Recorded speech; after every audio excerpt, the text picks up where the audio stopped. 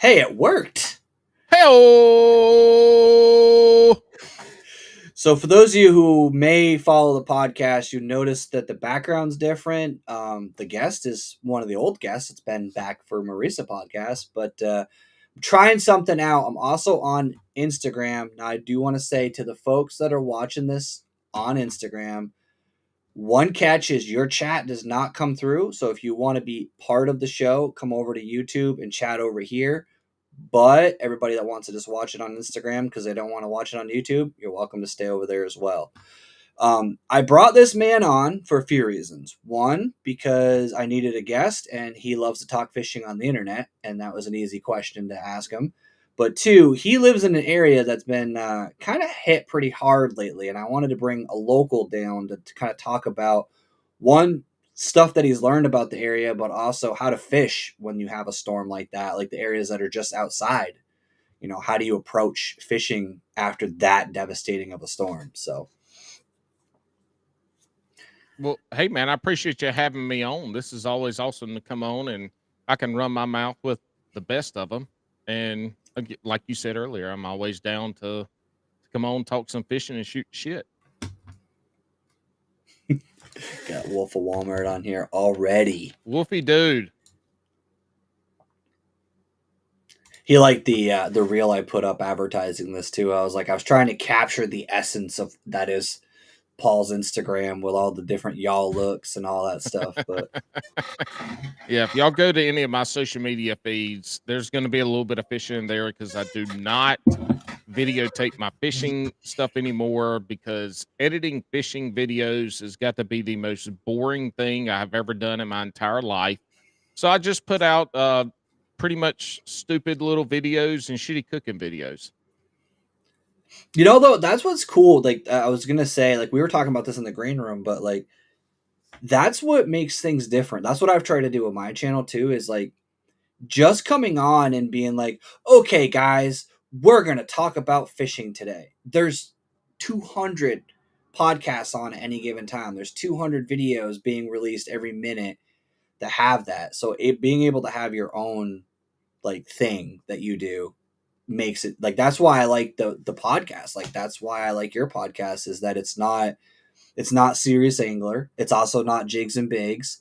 It's your own flavor of podcast that you guys kind of do your own thing, and it doesn't always have to be about serious fishing. It does touch on fishing, but I mean, honestly, your guys' podcast, there's entire episodes that you don't talk about fishing at all. But Yeah, we've got we're we're we're a dumpster fire uh, for sure on that, but we like the stories of the folks that we have on. We're a guest driven podcast, and we like the side tangents. We like to go off into left field and do some of that. Hey, well, Dave, all you have to do is ask, and I can give you some tips on doing that. It's not hard. It's bread, but you cannot steal it out the oven and take it up into the bedroom. Anyway, yeah, our podcast, Bass and Brews, co-host Alex. It's a good time. We like to have a good time. We is guest driven and story driven, and we like to have a good. We do talk about fishing, but it depends on the guest. Sometimes they say something that we just have to run with that has nothing to do with fishing, and other times we have guests on who are really really good anglers, and with that we have to talk about fishing. yeah, So we let the guests lead us to where they need to go on our show. I think that's the other reason why I had you. Not the only reason, but like that's one of the main reasons I like having like, you on. Alex Rudd's another perfect example. Like everybody that I asked to come on as a guest, they're always like, "What's the topic?" And I'm like, "Fishing." Like I found that if I try to have an organized conversation with my ADHD, it ends up devolving into something completely opposite anyways. So trying to have a plan doesn't really work for me because I never stick to it anyways.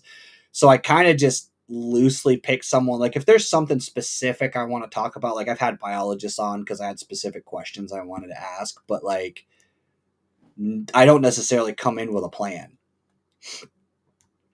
Hold on a sec. I got a child over here asking me No something. worries. Yeah.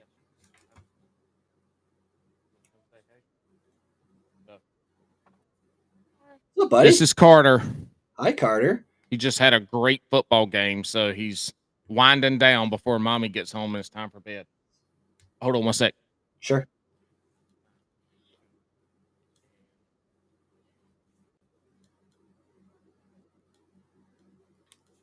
All right, I'm back. Cool.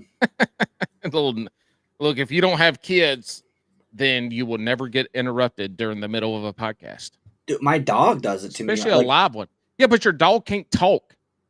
she gets like mouthy. You'd be surprised, actually. She does that like whimper talk thing where she'll like whoa whoa woo like make all kinds of weird noises in the background, and people are like, "What the hell is that in the background?" Because they don't know what the noise is. At least with a kid, it's like, "Oh, that's a small person talking." Hey, Nathan asked, I love fishing so much. Do you catfish? Are you asking Benya or myself?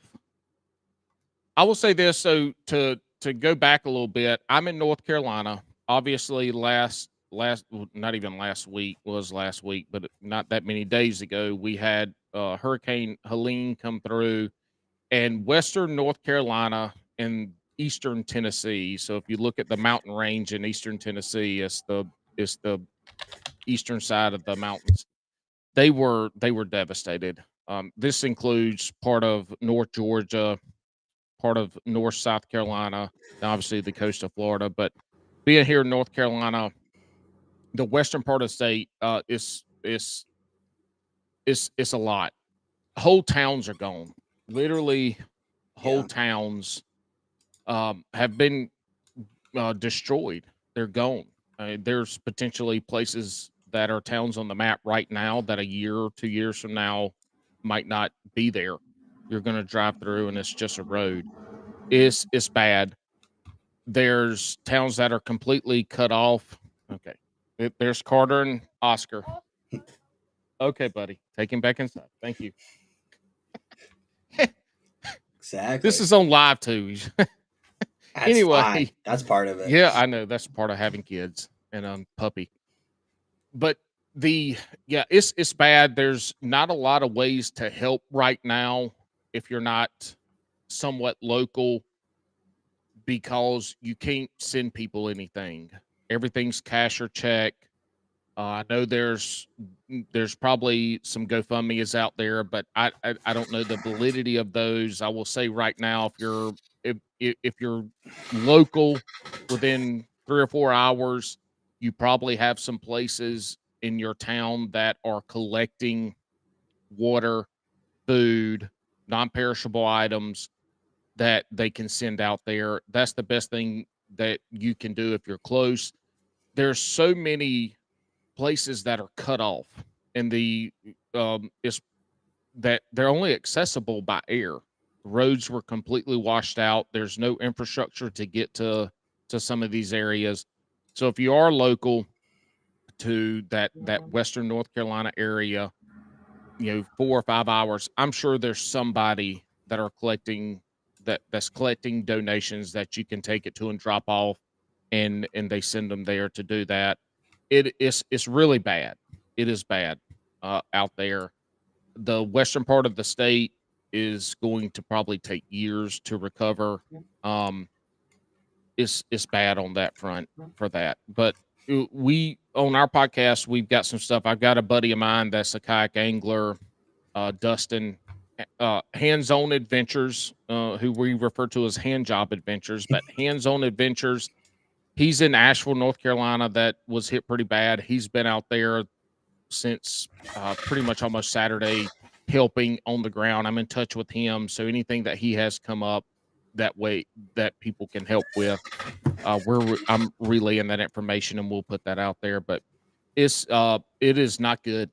It is not good, and there's a lot of anglers out in that area and a lot of outdoors folks out in that area. And if you feel like you can help and want to help, just look at locally what you can send out there, because that's really the only way we can help right now. And be careful, I will say, as sad as it is, and unfortunately it is the truth of the situation, be careful about what websites you donate on, because there is people that take advantage of this crap. And I know what happened up here. There was some, let's just say, not so upstanding GoFundMe's and crap like that did not end up getting to anyone that could actually help. So Yeah, maybe at wait least, until you have a more reputable source to donate to if you're going to do that. yeah, donating money is from a GoFundMe is, I would not suggest donating money to a GoFundMe if you're up in the Northeast like you are and you want to help out. Wait and wait to see what comes about in the next couple months, because Yep. right now they need food, water, and first aid stuff is Yep. what they need now, and you can't mail it. So if you do want to do something and you're not at a place that has a local drop off for perishable items, then just wait. Yep. And in a few months, you're going to see some businesses come up that need help. You're going to see people that need help, and go from there. But right now, they need food and water. I mean, that's the biggest thing they need right now is food and Yep. water. So Yeah, no, I saw something from. I was talking to Alex because I know Tennessee got hit a little bit too, and mm. he was saying he's thinking about doing something too. He's just not sure what yet. So I'm kind of interested to see. Yeah, and if you have social media folks or podcast folks that you follow, like Alex Rudd, that are in that area that have set something up, I would say they're great resources to be Yep. able to send stuff. Excuse me, send stuff to. But again, it's water and food is going to be the biggest thing right now, Yep. and that's, I mean, that's it. Absolutely. In a few months, you'll be able to donate, money, dollars. But for now, it's unfortunately it's getting people rescued first and foremost, and then there you go.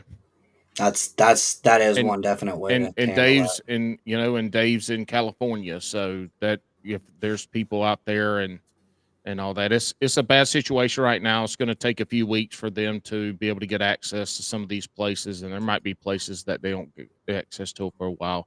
It's bad. That's the most I can say is sad.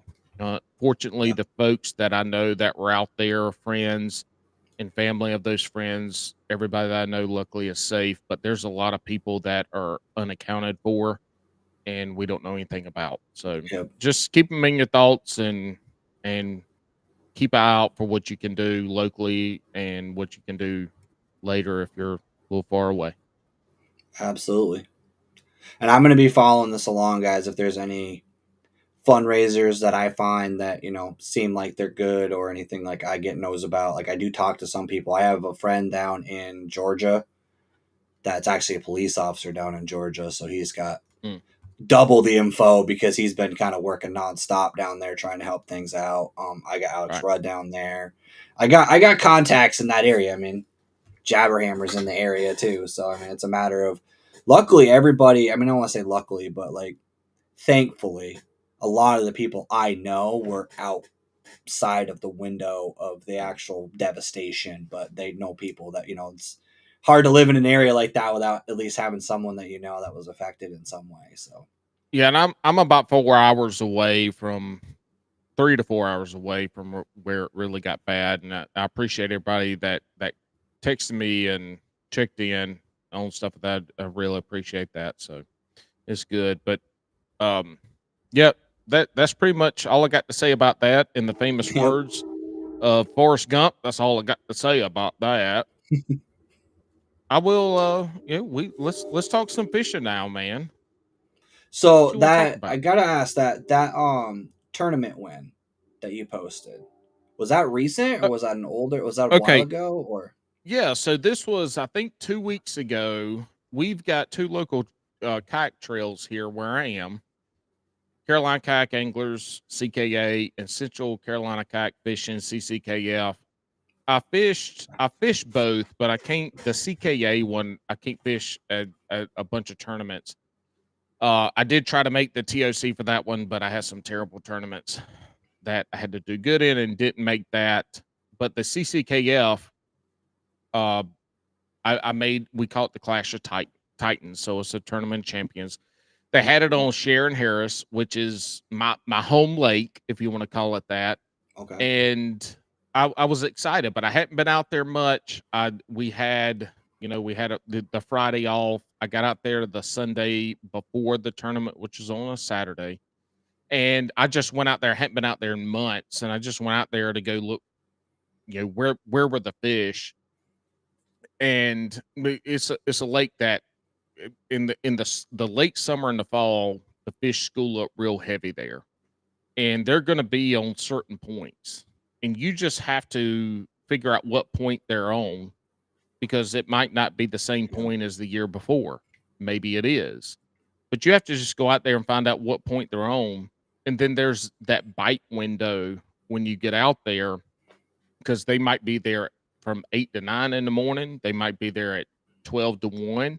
So you have to figure out what that bite window is. But I didn't have that much time. So all I did was scan to see if I could find schools on points. And I figured out where I wanted to start.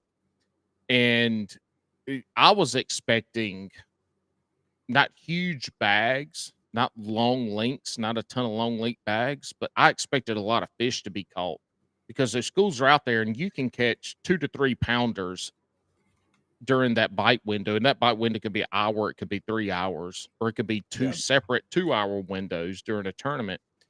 And I found a couple schools.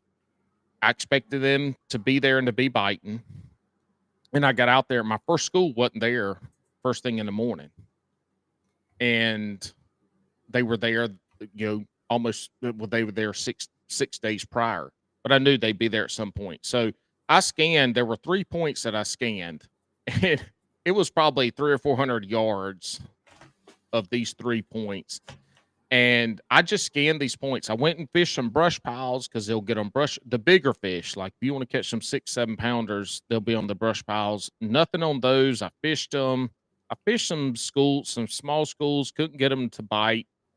And I went back out to this other point, the point that was my main point.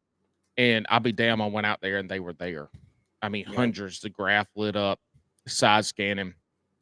And I proceeded to catch my fish I caught a few on a drop shot. My biggest fish came early in the morning on a school that busted on a Rico popper. Okay. And Yep. I only caught one on that though, on that school, and that school disappeared. And I spent like an hour trying to find them. But I finally went back as I'm guessing around 9:30, 10 o'clock. I finally went back to my main point that the fish were at where I wanted to start that morning, and they were there. And I caught a couple on a drop shot, but the rest of the fish I caught was on a big 6-inch spoon. Okay. And if if you've never had the chance to catch fish, schooling fish on a spoon, it's amazing. You throw it out there, you got this big ass hunk of steel with like a 1 or 2 aught treble hook on it, and you throw it out there, you let it hit the bottom, you lift it up, and if you get into that school, it's like piranha They are fight fucking for it. tearing that Yep. shit up, man. You Yep. can just feel them. And every time you feel one bite, you just pull. And if it's not there, you let it keep sinking. When it's there, you reel them in. And I ended up, I'm fishing. I don't ever look at the leaderboard when I'm fishing. I Yep. don't want to change my mindset of what I'm doing. I just don't look. The same thing. And I caught my limit.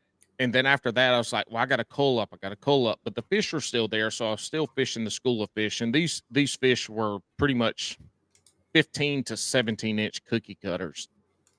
And I tried to fish for some bigger fish. Didn't happen. The school left. And then that's when I really went to just digging around. I didn't catch much after school left. But ended up happening with this tournament. Only 2 of us caught limits that day. And Wow. we've got a guy, Will Lambert, was on our podcast a month or so ago. Hell of a damn angler. I mean, hell of an angler. He won AOI in both of our local trails. Real good guy who can fish like hell. Anyway, I had a small limit. I can't remember what I had. It's 90 inches, somewhere in there. And I didn't think it was gonna take.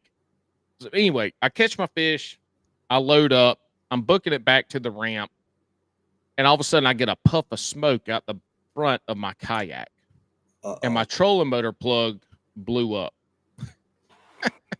which is Damn. luckily it was on the way back to the ramp, and I was coming back to ramp 30 minutes earlier because I knew the fish I wasn't gonna catch. There was one little section I wanted to throw some shit on, and I did, but I had to pedal. So I get back to ramp, I load my shit up, and I'm at the ramp at the other end of the lake from where the weigh in is.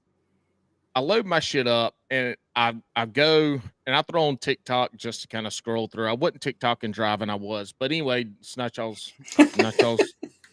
Y'all don't worry about that shit. Yeah. So we're headed back, and I stop and I want to get me a little White Claw Surge at a little gas station, so I can have me a White Claw Surge at weigh in. I get the White Claw Surge, and I get back in my truck. I'm heading back to the ramp, and one of the guys fish here, Alex, live streams all of his stuff on Twitch, and then he posts it on TikTok and all the shit like that. So I'm scrolling TikTok, not driving, and I see him hold up like a 21 incher or something. I'm like, fuck, I done lost this bitch.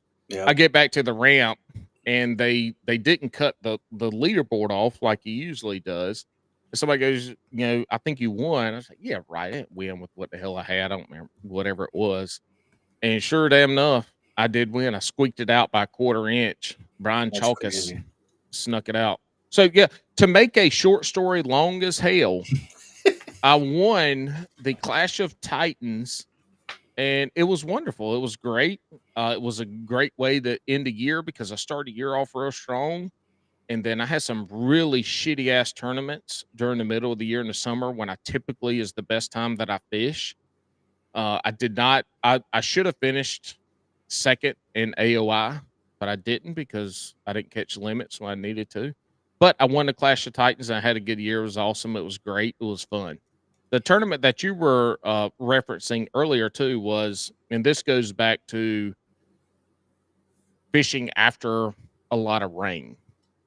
So we had our CKA had their tournament of champions this past weekend, and it was on Jordan Lake. Jordan Lake is in the Raleigh area, is a flood control lake, so there's no power generation. It's all the water that comes in, and they have to control the water for the downstream people on the river.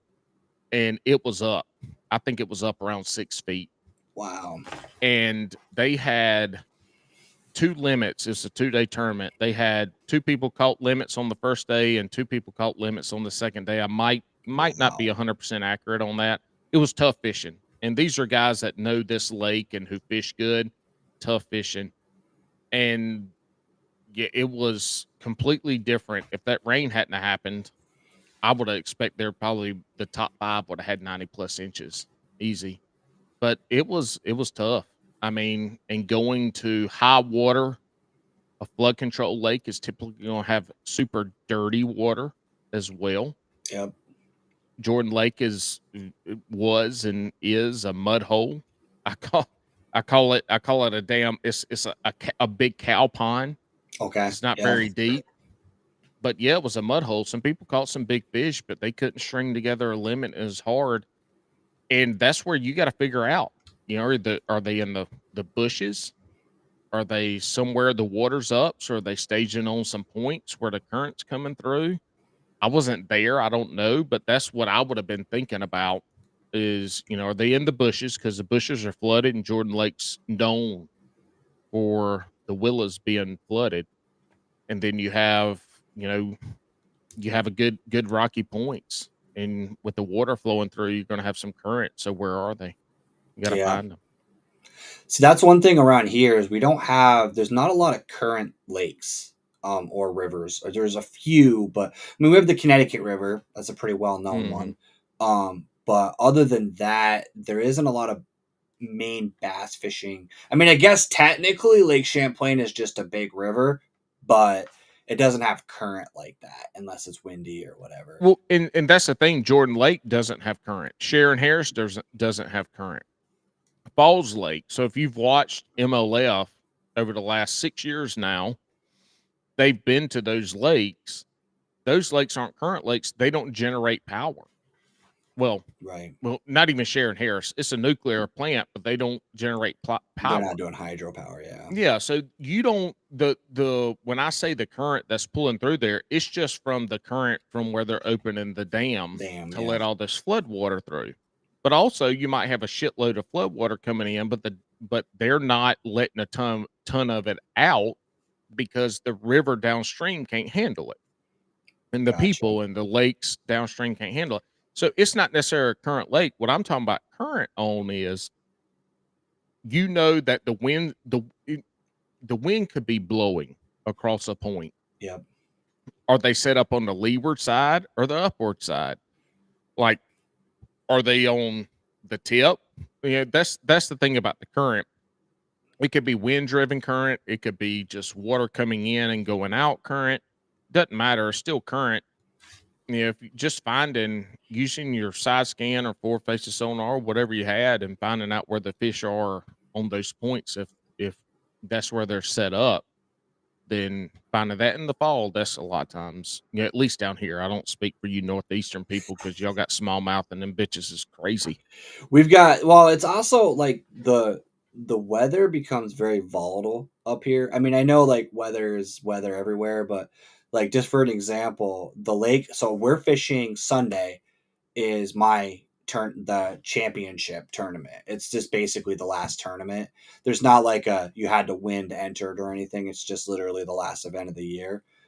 We I'm in first place for AOY as a team with my teammate, but technically where they do it by total inches and they drop the lowest score as your points for the year instead of places. Mm-hmm. We're 28 inches ahead, so we have a good lead, but this is a lake that you could put up like 90. Like it's Wow. not, it's got smallmouth and largemouth, and it's a decent quality. There's some pretty good fish in there. If you put up So 90, would that be smallies or would it be a mix? you could actually have a mix. So this Huh. place is interesting that you could get like a 16, 18-inch smallmouth and an 18-inch largemouth in the same spot. Mm. It's not just like some smallmouth lakes in Vermont are very like divided. Like the northern end is all rocky and that's where the smallmouth are, and then the Mm. southern end is all grassy and that's where the largemouth are. This lake is kind of mixed. So you literally can cast into a dock with like a wacky rig and pull out a smallmouth, throw back in and pull a largemouth out. Like Yeah. they're living together. The thing is pretty much I have determined that we need to catch like at least 70, because if we catch 70, then now they've got to get 98 Right. to tie us.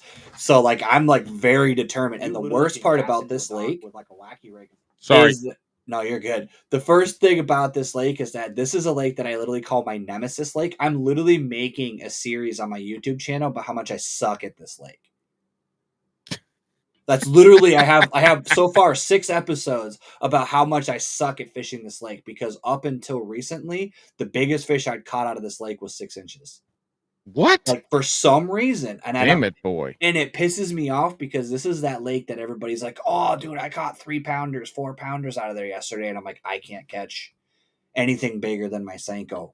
So like I put time and effort and blood and tears into this place because I'm just, one, we're fishing a tournament there and it's the championships on the line, but also like there's always, and I feel like that's always like, I feel like every angler kind of has that lake that like just you just get, it's like your nemesis lake.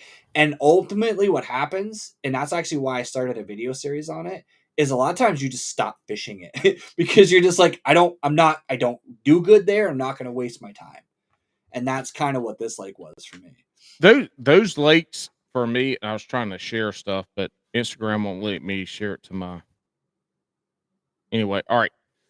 Yeah, but for me, those lakes that give me shit the most are the ones I want to go to the most, but they're also the ones that aren't closest to the house, which Yep. makes sense because it's Yep. not the ones that I can get to Sharon Harris in 15 minutes.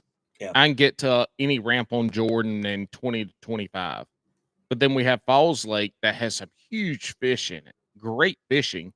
That bitch is like 45 minutes away. Yep. I'm like, why am I going to go fart around there and spend an hour and a half of my fishing time when I got to Yep. be home by 12 o'clock on Saturday morning or Sunday morning? Why the fuck am I going to drive all the way there when I can go to Sharon Harris and go fart around. And that's But my problem is I have a yeah, lake 20 minutes from my house that I can catch.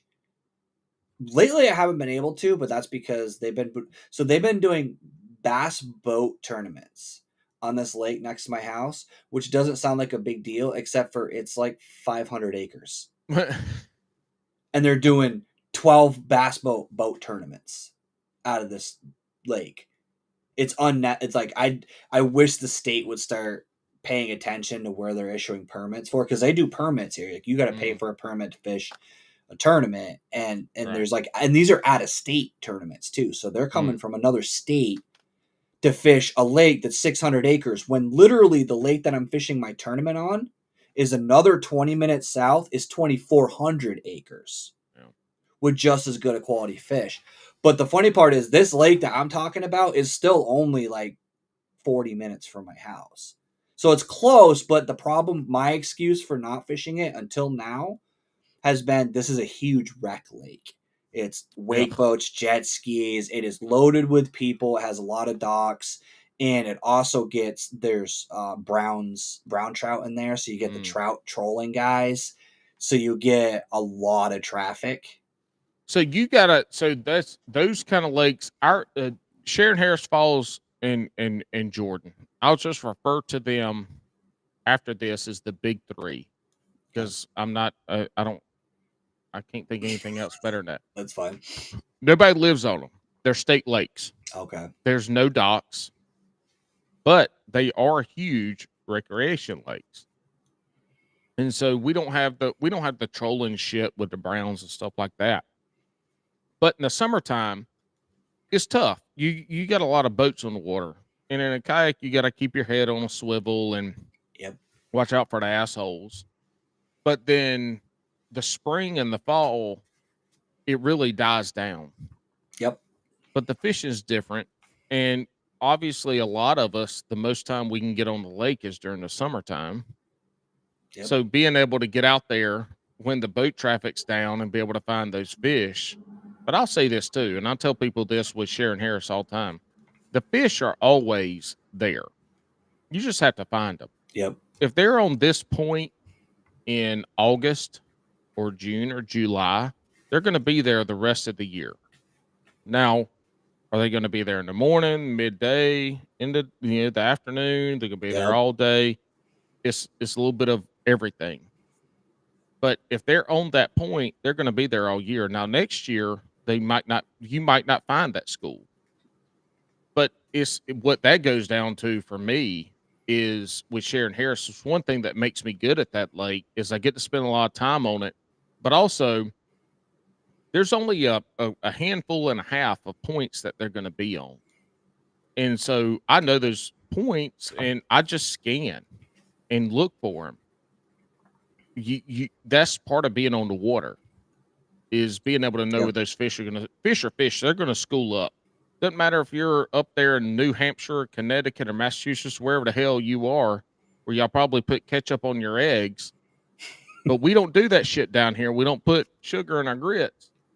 But if you go out there and you find those fish on a point, at some point in the day, they're going to be there. But are they going to be there Yep. in our tournament time? Because all fish school.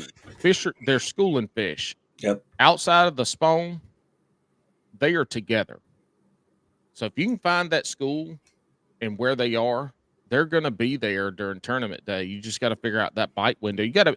I didn't used to be patient enough to wait for that bite window either. 2 years That was ago, me. I wouldn't have caught those fish that I mean, I caught like 15. I caught between 15 and 20 fish.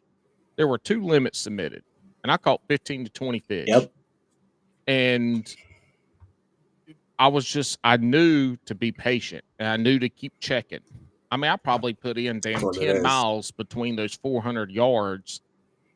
And let's be real, I got lucky too. I happened to show up on that point at the earlier time of that little feeding period. And that it gave me about an hour of fishing time. And every other cast was a fish. So, that's what it is. What's a grit? See if I can start a war. Well, a grit, I have no idea what the fuck a grit is.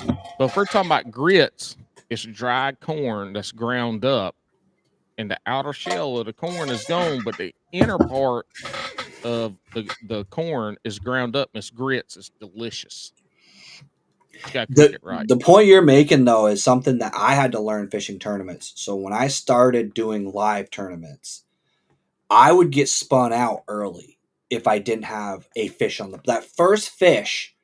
I don't even care if it's a minimum length fish. That first fish takes the weight off your shoulders because until you get that first fish, I don't maybe other people don't feel this way, but I feel like until I get that first fish scored, I feel like why am I here? I failed. I suck. I need like it just bugs me until I get that first fish. But what I learned is the number one thing I think that people don't understand about fishing a lake, it is about finding the fish, but it's not really about knowing where the fish are. It's learning enough to know where the fish aren't to limit where you're looking for them. So if Pick up you some can dead water. eliminate water, like for me, I don't fish deep. It's not my skill set. So I'm not going out in 40 to 60 feet of water and drop shotting. I'm going to be in 20 feet and under. That's pretty much where my game is. That's where my skill set is. But I also find shorelines, like you said, there's a shoreline that for this particular tournament that we're fishing, it's like probably a quarter mile long. But this particular shoreline, I know that those fish are going to be in one of three grass flats. So if those fish are like Paul was saying exactly the same point is when you scout for a tournament, don't assume that because you caught fish on this dock that there's going to be fish on that dock in the tournament. But that doesn't mean don't keep going back to that dock to see if they are there later. Because that's the one mistake I used to make is I used to run up and down a bank and then that bank was dead to me and I wouldn't go back. And that's a huge mistake because if you know the pattern is saying there should be fish there, they just may not be there yet because especially like where we fish here, a lot of our lakes, the shoreline is pretty much cookie cutter. It's always like 2 feet against the bank, drops down to 5 or 6 feet, drops to 8 feet, and then it's a bowl in the middle. Most of our lakes are glacial, and that's just how they're built. So those fish are out in that deep crap, but that doesn't mean they're not going to come in to eat those bait fish at some point. So a lot of the times for us, it's just like you said, hitting those windows at the right time and making sure that you're throwing at least a bait that can get to the depth that they're at and know where they're at, because that's the one mistake I keep making and I have to check myself is like, oh, they're not here, we need to move. Well, maybe we should stay a little longer, work a little bit deeper, and then come back in. And I remember the first time I was on your podcast, you talked about your partner, your team partner, Yep. helped you to slow down Yep. and do that. I got two things on what you said. I'm not a first fish person. I feel like a piece of shit until I catch five. So you want to When I limit. catch Okay. five, that's when I take a Okay. couple deep breaths and I'm ready to say, all right, I got five. How many inches do I have? How many inches do I think it's going to take? And then I adjust from there. If I don't have Okay. five fish, I'm a failure. Okay.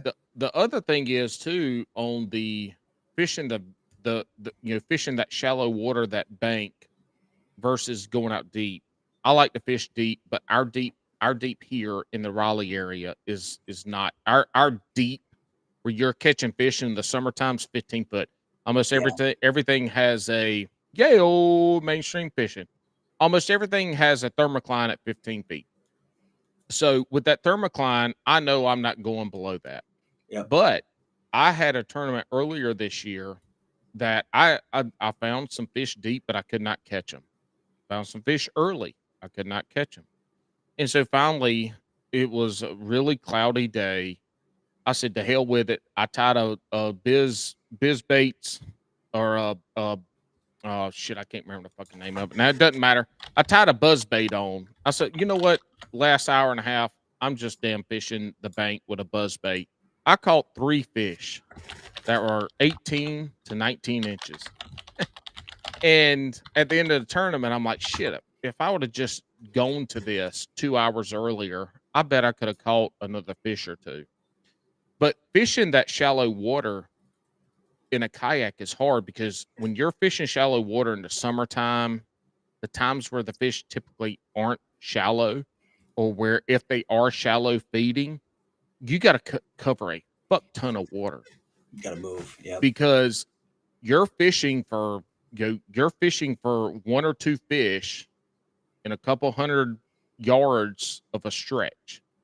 And so you have to cover a lot of water. That's hard in a kayak unless you're in an area that you've been able to pre-fish, you know where the fish are going to be.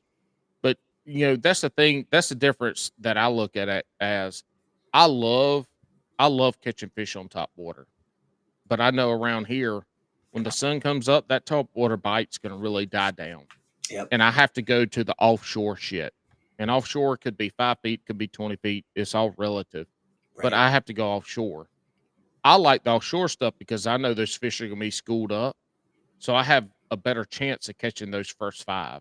After that, then I can figure out, hey, are these quality enough fish to keep fishing them and maybe try to get something big down below the little fish to the big fish, or do I need to go to the bank and just start running bank? That's always So, the eternal debate, though. Too is like it's the old "don't leave fish to find fish," but after you catch, 8, 12 inches in a row, you're like, should I be here anymore? well, yeah, and that's the thing. Should I be here? Well, if you're catching 8, 12 inchers, ideally you would think that there's some Yeah. fish bigger around them. They're probably a little bit deeper. Yep. But then depending on the fishery you're on, you might be able to go run the bank and catch, two or three 15, 18, 20 inchers Yep. that then bump you up. That's my whole thing. That's why I said earlier, it's the five fish for me. Yep. If I would have caught two more fish in like four tournaments I fished where I had three fish, I'd have been in the top five, top 10. I'd have been better off. It's all about getting that limit. And I didn't believe that till 2 years ago. The Yep. first 2 years I fished, I was like, man, fuck it. I'm just going to fish and catch what I catch. I'm going for big fish. But what I learned is when it comes to money and when it comes to making the AOI and TOCs, that in some clubs, Five. both of those pay out, it's catching that limit. If you catch that limit, it's going to put you in a position long term. But if you're only fishing one or two tournaments a year, the hell with that shit. Take your ass out there and try to catch some big fish. But if you're We fishing the for AOI, you're fishing to make the TOC, you've got to get a limit first. And that changed my mindset changed 2 years ago with that. Yep. We had two tournaments. We didn't get a limit in. Guess what? Two tournaments we didn't cash a check in. There you go. It's true. It is. And the thing is, it wasn't when we had an 18, I think, in both, a 16 in both, but Mm, it's hard to beat someone with five fish with four fish. there you go. It really is, because they're getting a 12-inch advantage, 12-inch minimum in our up here. So they're 12 inches ahead of you already because they're Right. one fish ahead. So you got to Yeah. catch a pretty significant fish to catch up at that point. So That's what I'm saying. I feel like a piece of shit until I got five fish. see, I always feel it's funny because I've had so many tournaments that I've done, and I haven't done a ton of tournaments, but I've done enough where my teammate is his first season doing live tournaments, and that's one of the reasons why he wanted to do it as a team thing, because he'd never done a tournament at all. He'd never done online. He literally went in completely raw into a live tournament series, and he was asking, even the first event we had 90 inches in a April tournament on my home lake, and he's like, I think we got it. And I'm like, no. I'm like, we need to keep going. He's like, dude, there's like 2 hours left. I'm like, I don't care. We need to keep going. I'm like, I fish until I set an alarm on my phone for 5 minutes before the end of the tournament time, and I'm still reeling my reel in, at the end of my tournament, because I'll even have the freaking, I said it in our pod, I literally have the measuring board on my lap, like ready to go, my last cast, so I can throw that thing on the measuring board and get it in. But we ended up with 94 inches, and we only won by an inch. Mm, And there's so many, like, look at your tournament, a quarter inch. Like, quarter inch. there's so many variables that could cause that quarter inch not to happen or happen. And that's why you do have to, that's what I think what makes tournament fishing fun, is that there is so much unknown. it's not like a football game where the other team's 30 points ahead. Like sometimes literally one fish makes the difference, and it could be that fish you caught 10 minutes before the buzzer. And it's like, you catch a 19, you call up a 12-inch fish with a 19. That's a 7-inch jump. You go from second to last to third place in some cases with that one fish. It's crazy how quickly. And I'm the same way as you. And actually, I'm kind of thankful. I'm actually taking over our kayak trail. I'm going to be directing our Slay Nation trail Ugh, next bless year. your heart. Fuck that. I will I never ever no, be a T. Hell no.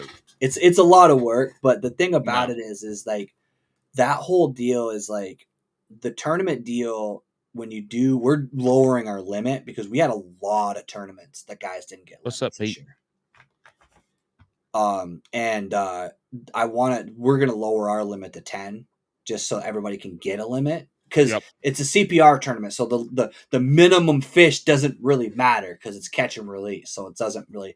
And I would rather see guys get 50 inches than 14. Hey, we had a tournament. It's been three years ago, coming up on 4 years this January. We had a tournament where we had 74, 75 anglers. It was February. It was on Sharon Harris. The launch time, it was 19 degrees in North Carolina. Wow, As cold as fuck that's for us brutal down down here. there. Yeah. And two people, well, we had, what was it? I think we had like 4, maybe 5 people caught a fish. There Yep. were, yeah, I think it was 5 because there were only 5 fish submitted. So one guy ended up winning $1,500 because he not only won the tournament with one fish, which was He had 20 the big 20 fish because he had 20 the only fish. He fish. had big fish. Yep. He had big fish, which ended up being big fish and the winner. But then we had another guy that thought the minimum was 12 inches, and he was throwing back little 10 inchers, and he probably would have won it if he wasn't lying. You know Yep. how doc talk is. But yeah, Right.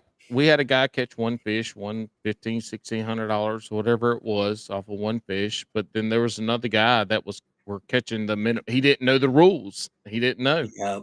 But I do like that 10-inch minimum for local trails because it gives some of the new guys, some of your younger guys, or women coming in, if they're catching those dinks, at least they're submitting fish, Yep. and at least they get that bug of, man, I finished 30th out of 70 people, or whatever it may Yep. be. So dropping that limits, I like dropping that size limit to 10 inches for local tournaments because it gets your new people the ability to submit fish, and it gets them to have a good time. It keeps Hey, them engaged. It yeah, doesn't make it them feel like, does. yeah. Yep. Exactly. That's the best way to word it. That's the long way I was trying to get around to what I was saying. It gets them engaged. And that's the funny thing is that's my goal. Like, so the problem we have here is we're very limited. Our boat, so the state allows us to fill a boat ramp to capacity, but the way they rate boat ramps here is unrealistic. And it's like you could fit more trucks in there than what they actually undersell it. So they'll say like a lot of the ramps that we fish tournaments this year are considered like 10 truck ramps, See, 12 that's truck different with a ramps. kayak tournament. That does suck because yeah, if you had 10 boats with We could trailers, stack 20 trucks in there, no yeah, problem. you get a lot more trucks in there with folks that the majority of your well, I say majority. A lot of your kayak anglers are topping or carrying their kayaks in a truck, so you can get a lot more trucks in a place.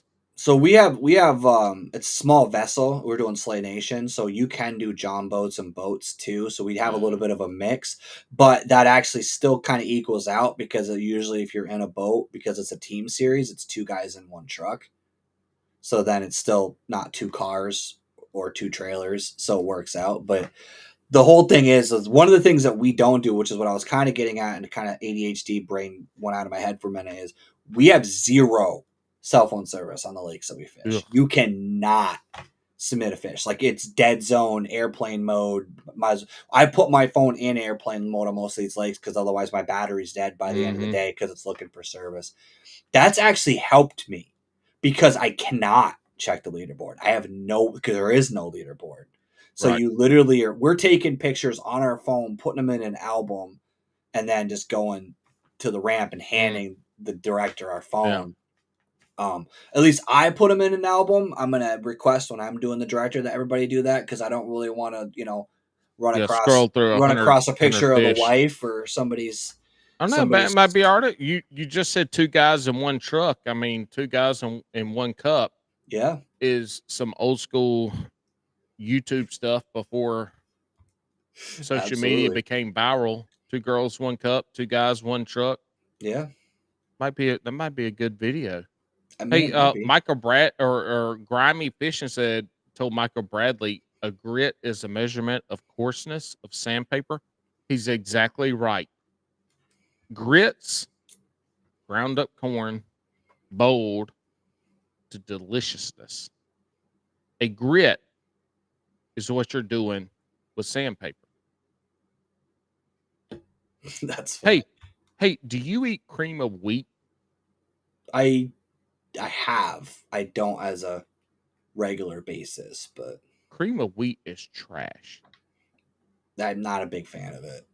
Yeah. And people, look, you probably got a lot of Northeastern people listening. Do not confuse cream of wheat with grits. Two completely separate plants, two completely separate, like, deliciousnesses.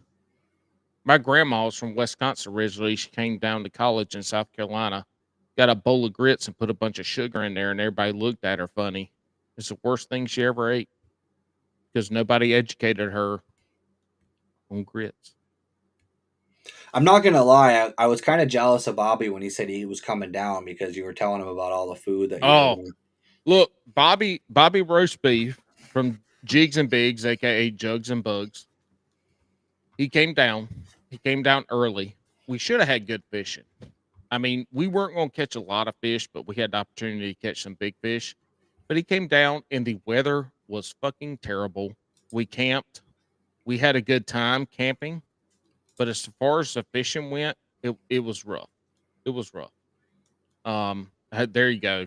You Maryland folks are weird because y'all are on the you're on the cusp, the Yeah, they're border. they're they're kind of like, yeah, not Yeah. southern, not You've northern. got Yeah, some southern shit, you got some northern shit, and then you mix it all together and you got some weird shit.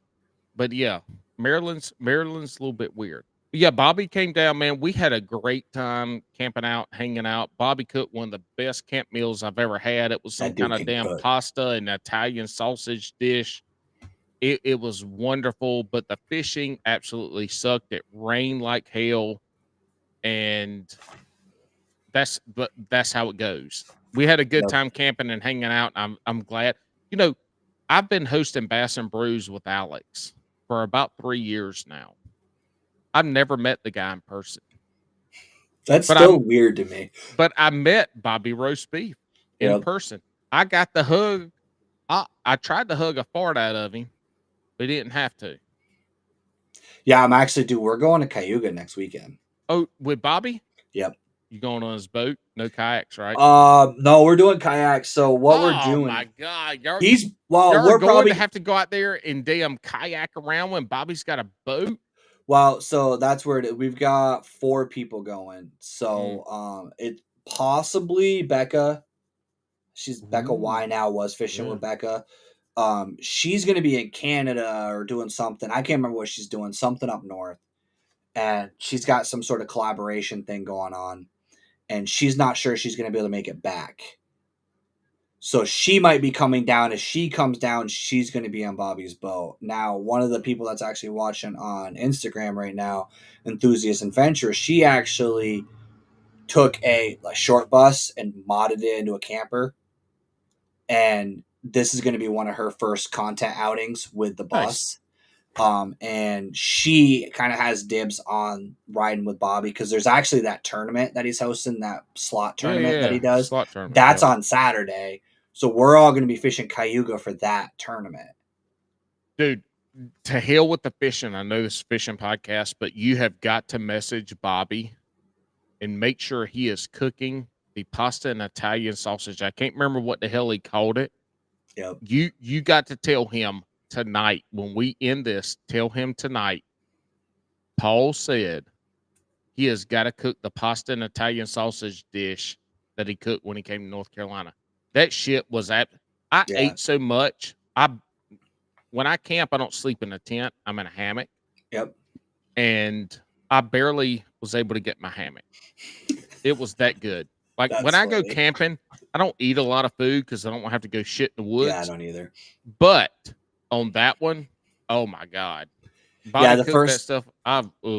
The first time I ate anything that Bobby made, so we met at a boat ramp, and we literally planned on fishing and sleeping at the boat ramp. That was the Right. whole plan. Like that was it. Now I'm in an F-150, and I was sleeping in the back seat because I can't Ugh. fit under the tonneau cover very easily. I could do it, but it's not super comfortable. I figured out a way to position myself at an angle where I could sleep in my truck. But yeah, he cooked a freaking crazy, like, he's got the cast iron skillet and he's going to town with it. That was funny too, because we were hanging out in the parking lot. We were actually recording a segment for his podcast. And these We two did the kids, same thing. Hell yeah. dude, these two kids showed up. They had bought a pedal boat on freaking Craigslist. It was, I think it was 9 o'clock at night, pitch black. And Bobby had left because he's got that freaking native, so he didn't want to load it all up to bring it out of the water. I threw mine in my trailer and pulled it up. So his boat was just tied off on the shore. We just left it down by the ramp. So there was this truck that pulls up to the ramp and is just sitting there with the headlights pointing at the lake. And we were getting kind of nervous because, like, if you listen to the podcast, you'll hear, like, we're talking and our voices are like fading off as we're like turning to see what the fuck these guys are doing at the boat ramp. And then Bobby like mutes the mic. He's like, I'm going to check on my boat. And then, professional podcaster comes back and he's like, hey guys, we'll be right back. And then like we run down these kids. There's one kid sitting in a 2-seater pedal boat doing donuts at the ramp because he didn't realize that if you only have one person on the side of a crappy Right. pedal boat, it's just going to go in circles. Yep. It's not going to turn. And they were like, oh, I would think we're going to just bring this thing back or sell it and it was like one of the crappy ones with like the styrofoam pontoons. Yeah. It wasn't even like the all plastic one. With It's like a swan sticking out the front. It was a swan it pedal was boat. dark. It probably did have a swan or a goose or a cormorant, or I don't know what would have been sticking out of this thing, but it looked like a piece of crap. But these kids, so then of course we're like half fucked up watching these kids pedal this thing around in a circle. Then we had to go back and like record the rest of the podcast. So I'm trying not to laugh the whole time. Like that's what it's like to hang out. Like I went to a tournament in New Hampshire. It was the same thing. I had people walk up to me and they're like, what is it like to hang out with Bobby Roast Beef in person? And I'm like, it's the podcast. Bobby is no different in person than he is on that podcast. That's not a character. That is literally his personality. Just Did you eat gummies? We did. There you go. And that was, dude, we had gummies at his 200 show too. Dude, he had him as centerpieces at his 200 show. Hell yeah. Like literally a Bobby. champagne glass in the centerpiece of each table was gummies. So yeah, awesome. it was, and that's the thing about Bobby that's interesting is like he's just one of those dudes that you just I'm not even worried about the fishing. Like I'm there as a content creator and I'm there with other content creators. So I mean, it's probably some people's nightmare because it's going to be 4 people walking around with body cams and cell phones all day long, just filming each other all day. Because we're all trying to get that shot that, makes a good video. But the thing is I'm not even worried about, I mean, it's Cayuga, so we're probably going to get on fish. You're going to catch some fish, yeah. But I'm more interested in the food and the camaraderie of hanging out with this group of people that all have the same mindset. I had the same thing with Bobby, but I also wanted him to catch some good fish because I think he came down in March of this year. Yeah, it was early. Yeah, it was very early. But that's some good fishing where we were. And if it hadn't been for the wind, the rain's one thing we could deal with. If it hadn't been for the wind, we could have done some other fishing. but I really wanted to try to get Bobby to get his PB Maybe, yeah, to come down because we had that opportunity, but the wind was just it was rough. And it's in a kayak with the wind is tough. I got a motor I can spot block. Bobby didn't. So I was on your side, coming down and just hanging out, the camaraderie, camping. I love that shit. That's my most favorite thing. Matter of yep, fact, I sometimes I would just rather leave my kayak at home and just come and camp. yep, But I wanted to try to get Bobby on some good fish, and I felt really bad that he came all the way down from Massachusetts and he didn't catch a fish. I ended up catching a few on a jerk bait on a windblown uh, point. Anyway, it was tough fishing. yep, But I will say this: we had a good ass time. We recorded a podcast. Ramon Outdoors was able to come over for a little bit and record. We had a good time. But even our local tournaments, we do a little. We've got some Virginia and our couple of North Carolina guys. We do a battle at the border, and that's coming up yep, at the 1st of November. And we all get we get 3 or 4 campsites. We come hang out. The fishing is fun. Everybody wants to do good, but it's secondary to hanging out, having a good time, shooting the shit, grilling some steaks, hamburgers, fucking around at the campground. That's to me, I love that stuff. And yep, last year, Carter, my son, if y'all weren't here earlier, the one that interrupted the podcast a couple times, can't look Carter. We love to go camp, and sometimes we'll take the kayak, sometimes we'll take fishing poles, sometimes we just go out there and camp. yep, But when you get around your kayak buddies, because kayak people know how to camp. When you get yep, around your kayak buddies and you get to go to a lake, sure, you're going to do some fishing probably, but the whole thing is being able to get out there and have a good ass time. yep.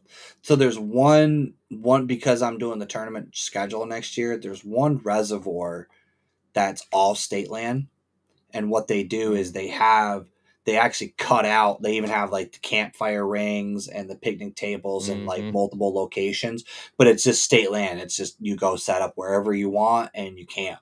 I think they do porta potties at certain places just to make sure it doesn't get too nasty down there, but I'm thinking about trying to do one of the events there because then everybody can camp. There's no fees involved and it's not like everybody has to spend Yeah. money to go, and I'm kind of debating on doing that just because, and that's got a lot of smallmouth from what I've been told. I've actually got to Mm. vet this place a little bit and see. I'm going to try to fish it a little bit this fall to see, It, but it, that's a it- place that I think would be kind of like you said. It's like in my mind the perfect. A lot of the event we just did was on the Memphremagog, which is the basically Canadian border of Vermont. It's up in Newport. It's like way up in mm, the north end, damn. and a lot of the guys stayed in the same campground, like just sites right next to Yeah. each other and hung out. We ended up not staying there because we wanted to fish a different lake, which fucking sucks. So we drove 3 hours. We stayed at a campground that's an hour from where we were doing the tournament because it was closer to this lake we wanted to fish, and the Yeah. fucking boat ramp was closed. They were redoing Uh-uh. it. So we got Yeah. there and there was a fucking excavator tearing up the concrete, and there's no ramp, and there's barricade across the parking lot, and It's this gonna is be the only way beautiful to fish. next year, though. It's gonna be a It's going to be great a boat great ramp. place to fish, but we specifically picked this particular campground so we could be near that lake and couldn't Yeah. fish it. See, I like that with local trails. Our CCKF Mitch, our director there, he picks usually the this year and last year he picked a lake that was a travel lake. It Yep, was one that people would go to. There's campsites. It's a state lake. It's a little bit different. We don't have free range. You still gotta you know get the campsites. But right. regardless, he wanted this trail to have one of those travel to camp hangout Yep, fishing tournaments, right? He wanted people to be able to come out and camp and get into a group or two or wherever it was. And so he did this the last couple of years and it's been great.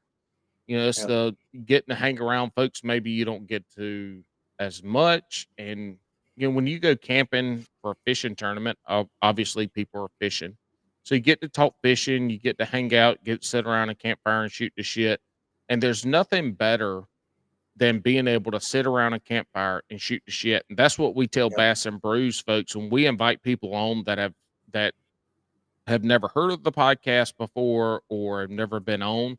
That's one of the things we tell them is like our podcast is, imagine sitting around a campfire after a day of fishing, shooting shit, drinking, That's and that's it. Like that's the essence of that podcast, what we want it to be. But yep. that's the thing with getting together with your fishing buddies is just being able to go out there, catch a fish, don't catch a fish. But at the end of the day, you're coming back, sitting around the campfire, having a good time. You're meeting your buddies, meeting somebody new. Like that's to me, that's one of the greatest things about kayak fishing. Yep. It's because you can fit a lot of people in a small area. Well, in the community of kayak fishing, and I haven't done like a true big bass boat tournament, so I can't speak to that. But I feel like from what everybody I've talked to and guys that do the bass boat stuff, like they're in and out. There's some that will hang out. There's some grassroots trails that they're buddies, but almost every kayak trail I've been involved in, and I've jumped on other like opens and stuff like that from other trails. There always seems to be that group of 4 or 5 guys that even after they're shooting the shit. And like we have a group chat for ours, and like it's, hey, who's fishing Friday? And then you end up going and fishing with your competitors. I went pre-fishing the lake that we're going to fish the tournament on. I met 2 of the guys from the tournament trail, and we sat there and talked and just hung out. And that's what's cool is like you build this group of people that have the same like mentality. So you all kind of can get along and have fun like that. So I actually have to say, I have a bone to pick with you too. So Uh-oh. I've tried to get a hold of Alex, and I don't know if he doesn't like me or he just doesn't pay attention to his Facebook or his Oh, Instagram. I mean, no, you're trying to get hold of him through Facebook? No. no, it was No. Instagram, but Yep, yep. Now I well on Instagram, are you going through the Bass and Brews Instagram or I his tried personal? both. I used to Okay. talk to him on the Swamp Rat account Well, I back will when you say guys first this. started, but I will say this. Swamp Rat is the good one to get okay. hold of him. But he's been super busy. He's got 2 daughters. They do all kinds of extracurricular activities.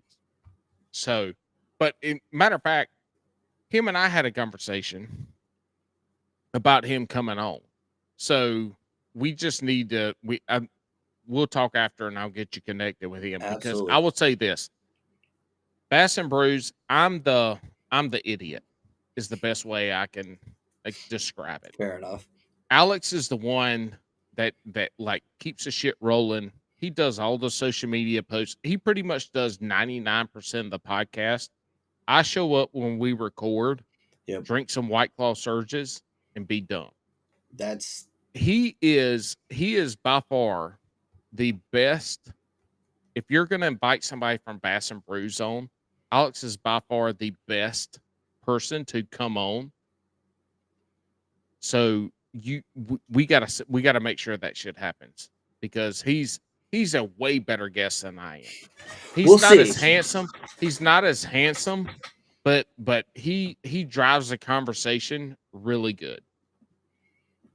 So yeah, no, we definitely got to make that happen because it's funny because I tried jumping on your guys' podcast. That's how I ended up getting a hold of Bobby. That's how I Okay. met Bobby. So I was Yes, originally you met trying to Bobby through us. Fuck yeah. Usually it's the other essentially, way yeah. around. So literally, I was trying to get on a few podcasts because I was trying to start the trail that I'm now in. Right.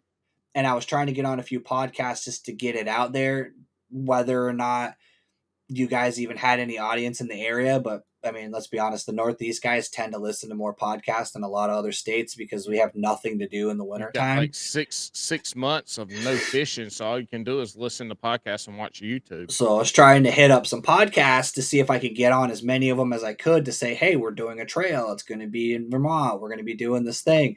And I ended up talking with Alex, and every time I talked to him, like something fell through or I was never able to get on your guys' guest list. So then you guys were talking about jigs and pigs in one of your shows.